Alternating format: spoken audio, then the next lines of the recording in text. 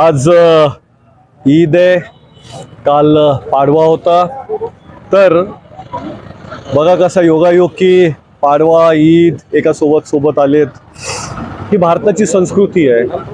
गंगा जमुना तहजीब ज्याला म्हणतात ती ही आहे।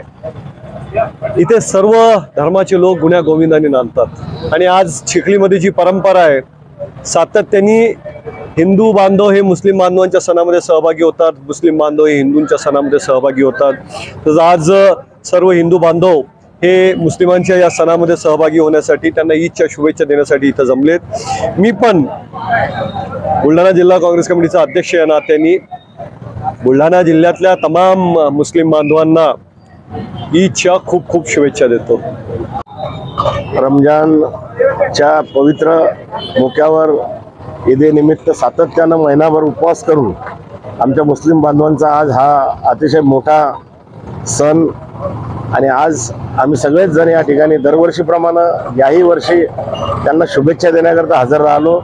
निश्चितपणे ही ईद आमच्या सर्वच मुस्लिम बांधवांच्या जीवनामध्ये एक प्रेरणादायी, आनंददायी, आरोग्यवर्धक आणि आपल्या देशाची एकात्मता बळकट करणारी ठरेल असा विश्वास या ठिकाणी व्यक्त करतो आणि जिल्ह्यातील सर्व मुस्लिम बांधवांना मनपूर्वक ईदेच्या शुभेच्छा देतो। हिंदू भाइयों को गुड़ी पाड़वे के नव वर्ष की हार्दिक शुभेच्छा देता हूँ।